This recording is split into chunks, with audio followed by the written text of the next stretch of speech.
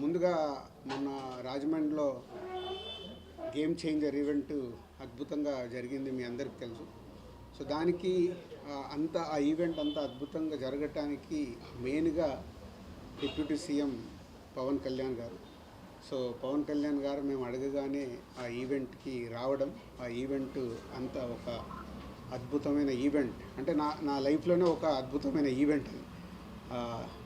Mega అభిమానులు కానీ, జనసేన కార్యకర్తలు కానీ, పవర్ స్టార్ గారి అభిమానులు, ఇట్లా అందరూ అక్కడ ఉండి ఆ ఈవెంట్ని ఒక అద్భుతమైన ఈవెంట్గా చేశారు.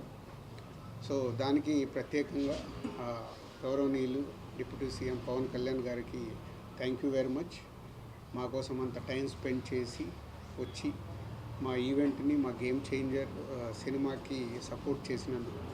అలాగే ఏపీ గవర్నమెంట్ సంక్రాంతికి వస్తున్న సినిమాలకి బెనిఫిట్ షో కానీ అండ్ టికెట్ పండగకి సంబంధించి టికెట్ రేట్స్ ఇవ్వడం కానీ, అది కూడా పవన్ కళ్యాణ్ గారు చొరవ తీసుకొని మాకు దుర్గేష్ గారు, మంత్రివర్యులు దుర్గేష్ గారితో మాట్లాడి టికెట్ రేట్లు 3 సినిమాలకి, సంక్రాంతికి వస్తున్న సినిమాలకు ఇచ్చారు. దానికి కూడా కళ్యాణ్ గారికి, అలాగే మంత్రివర్యులు దుర్గేష్ గారికి and AP CM Chandrababu Naidu గారికి అందరికీ thank you very much. So ఒక సినిమా పండగ వస్తుందంటే పండగ వాతావరణం ఎలా ఏర్పడుతుందో, మనకు సినిమాలు వస్తున్నాయంటే మనకు పండగతో పాటు డబుల్ ఏ సినిమా ఏ రోజు రిలీజ్ అవుతుంది, ఎప్పుడు చూడాలని మన తెలుగు ప్రేక్షకులు, అలాగే ఇప్పుడు పాన్ ఇండియా అయిన తర్వాత గ్లోబల్ ఆడియన్స్ కూడా అటు తమిళ్ కానీ, ఇటు కర్ణాటకలో కానీ, ఇప్పుడు నార్త్లో కూడా మనకు స్టార్ట్ అయింది, అలాగే ఓవర్సీస్లో కానీ మన సినిమాలకి, తెలుగు సినిమాలకి క్రేజ్ అండ్ రేంజ్ పెరుగుతూ ఉంది. సో పాన్ ఇండియా రిలీజులు కాబట్టి మాకు ఇంకా ఎక్కువ, ఫస్ట్ టైం నేను చేస్తున్నా, ఎక్కువ స్ట్రెస్లో పనిచేస్తున్నాను. ఇంకా 3-4 డేస్లో ఈరోజు రేపు కంప్లీట్ చేసి గేమ్ చేంజర్ కాంటెంట్ పంపించేయాలి. సో గేమ్ చేంజర్ ప్రత్యేకమైన సినిమా, ఒక 3.5 years జర్నీ. మీ అందరికీ తెలుసు 2021 ఆగస్టులో మొదలుపెట్టాం సినిమాని, పూజా కార్యక్రమంతో. ఆల్మోస్ట్ ఒక 3.5 years జర్నీ. ఎన్నో అప్ అండ్ డౌన్ చూశాను ఈ 3.5 yearsలో. అంటే 3.5 years కాకుండా కోవిడ్ దగ్గర నుంచే లాస్ట్ 4-5 years నుంచి ఆల్మోస్ట్ 4.5 years అయింది. 4.5 yearsలో చాలా అప్ అండ్ డౌన్ చూస్తున్నాను. అంటే ఎక్కువ ఎలా జర్నీ జరుగుతుంది అనేది చూస్తున్నాను. సో ఈ టోటల్ జర్నీలో వకీల్ సాబ్ 2020లో కోవిడ్ రాకుండా ముందు సినిమా స్టార్ట్ చేసి మేలో రిలీజ్ చేద్దామని ప్లాన్ చేశాం. May 21 మీ అందరికి గుర్తుండే ఉంటుంది.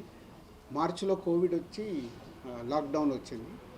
అది కాస్త అలా 2020 మేలో అనుకున్న సినిమా 2021 April 9th రిలీజ్ చేసాం.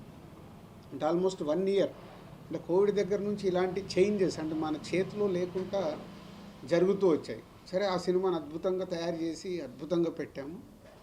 April 9th రిలీజ్ అయిన 4వ రోజే మళ్ళీ కోవిడ్ విజృంభణతో 2 weeksలోనే మళ్ళీ థియేటర్ షట్ డౌన్. అంటే కళ్యాణ్ గారితో నాకు చాలా ఇంట్రెస్ట్గా, మీ అందరికీ తెలుసు I'm big fan of Pawan Kalyan garu. ఇంట్రెస్ట్గా దాన్ని కళ్యాణ్ గారికి మళ్ళీ రీఎంట్రీ, గ్యాప్ తీసుకున్న తర్వాత రీఎంట్రీ సినిమా. సో చాలా జాగ్రత్తగా దాన్ని బ్లాక్ బస్టర్ ఎలా అవుతుంది అనే దాని మీద డైరెక్టర్ అప్పుడు వేణు శ్రీరామ్ కానీ టీం కానీ అంత కష్టపడి చేసాం. మళ్ళీ కోవిడ్ రావడం, సెకండ్ లాక్డౌన్.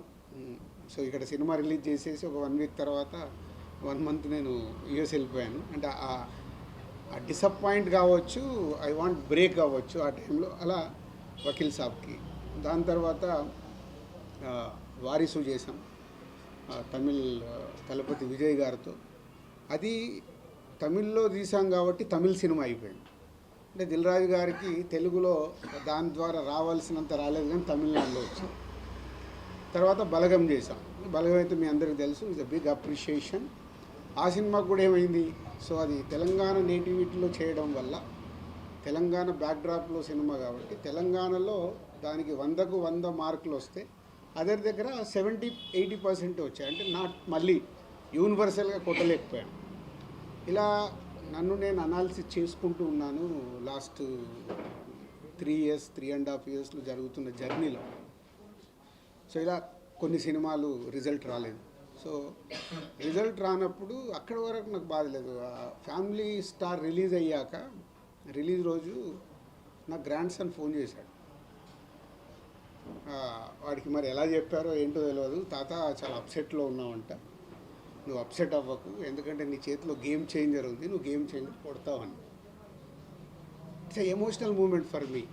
ఏంటి వీడు కూడా ఫోన్ చేసి, ఏజ్ ఇస్ 7 years బాయ్, నా గురించి ఇంత కన్సర్న్గా ఉన్నాడు అన్న తర్వాత నాలో మళ్ళీ ఒక చేంజ్ తీసుకున్నాను.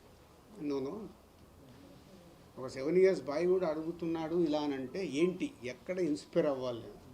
సో సినిమాలు మళ్ళీ పాత రోజుల్లాగా నేను ఎక్కడ మిస్ అవుతున్నాను, ఎలా పట్టుకోవాలి అని ఒక టార్గెట్ స్టార్ట్ అయింది. నాట్ ఓన్లీ ఆరాంష్, వాడి పేరు, మై గ్రాండ్ సన్ పేరు ఆరాంష్ అని కాదు, చాలామంది ఏమైంది సార్ మీడియా మిత్రుల్లో ఉన్నా, మీ సినిమాలు రావట్లేదు, మీకు రిజల్ట్ వస్తలేవు, దిల్ రాజు జడ్జిమెంట్ అయిపోయిందా, ఇలా రకరకాలుగా శ్రేయోభిలాషులు మాట్లాడడం కావచ్చు, ఇండైరెక్ట్గా మాట్లాడడం కావచ్చు, చెవులు పడుతూ ఉంటాయి. ఆ టైంలో నాకు ఒక ఫియర్ స్టార్ట్ అయింది. అరే నిజంగా నా జడ్జిమెంట్ పోయిందా, నిజంగా ఇంకా నేను రైట్ సినిమాలు ఇవ్వలేనా, లేదు కాంబినేషన్కి వెళ్ళిపోవాలా. ఇలాంటి టైంలో ఒకరోజు అనిల్ రావిపూడి కూడా ఇట్లా నా క్లోజ్ ఉండే డైరెక్టర్స్తో కాన్వర్సేషన్ స్టార్ట్ అయింది. సార్ ముందు ఉన్నదానికి ఇప్పటికీ నాలో ఏదో తేడా కనిపిస్తుంది, మీ అబ్జర్వేషన్ ఏంటి, నా క్లోజ్ ఉన్న వాళ్ళకి. లేదు సార్ మీరు సేమ్ చేస్తారు, లేదు సేమ్ చేస్తే నా ఈ రిజల్ట్లు ఇంత చేంజ్ కాకూడదు, ఎక్కడో ఏదో. మా శిరీష్ గారు ఇక చెప్తూనే ఉంటారు, లేదు నువ్వు ఓవర్లోడ్ అవుతున్నావు, ఓవర్లోడ్ వల్ల యు ఆర్ నాట్ కాన్సన్ట్రేటింగ్. న్యాచురల్గా పండ్లు పెరిగినప్పుడు వర్క్ స్ప్లిట్ అయిపోతుంది, అది ఎవరికైనా. నా పరిస్థితి కూడా అలాంటిది. లేదైతే I want is a steam line, దేనికి ఎలా చేయాలి అని. సో ఎప్పుడు ఇక్కడ సినిమా ఫీల్డ్లో సక్సెస్ ఉంటేనే వాల్యూ ఉంటుంది, అది ఎవరికైనా. మనం గతం కూడా చూస్తూనే ఉన్నాం. సక్సెస్ లేకుంటే వాల్యూ ఉండదని కాదు, సక్సెస్లో ఉన్నప్పుడు ఉండే వాల్యూ సక్సెస్లో లేనప్పుడు మనం మెల్లిగా డ్రాప్ అవుతున్న కొద్దీ మన పైన ఫ్రీగా ఉన్నాడు పిలుద్దామని పిలుస్తారు తప్పితే ఎమోషన్తో పిలవరు ఎక్కడికైనా పిలవాలంటే. సో అక్కడ నాకు ట్రిగ్గర్ అయింది, లేదు ఇప్పుడు చేతిలో ఏం సినిమాలు ఉన్నాయి, ఈ సినిమాలకి రిజల్ట్ ఎలా తెచ్చుకోవాలి. అలాంటి టైంలోనే శంకర్ గారి ఇండియన్ 2 రిలీజ్ అవ్వడం, ఇండియన్ 2 రిలీజ్ అయ్యి రిజల్ట్ మనందరికి తెలిసిందే.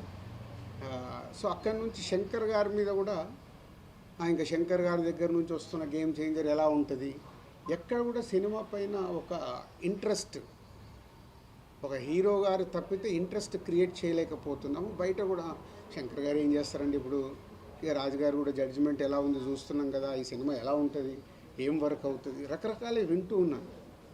సో వింటూ ఓన్ చేసుకుంటూ, లేదు ఈ సినిమా ఏది నమ్మాను, శంకర్ గారు కథ చెప్పినప్పుడు 4 years బ్యాక్ ఏమి బిలీవ్ చేశాము అది ఉందా, సినిమాలో అది డెలివరీ చేస్తున్నామా అనే దాని మీదనే నంబర్ ఆఫ్ టైమ్స్ డిస్కషన్ పెట్టుకొని శంకర్ గారితో కూడా మాట్లాడుతూ. జనరల్గా మీ అందరికీ తెలుసు శంకర్ గారు ప్రొడ్యూసర్స్కి అంత యాక్సెస్ అనేది సినిమా విషయంలో, క్రియేటివిటీ విషయంలో ఏ పెద్ద డైరెక్టర్ కూడా ఇవ్వరు.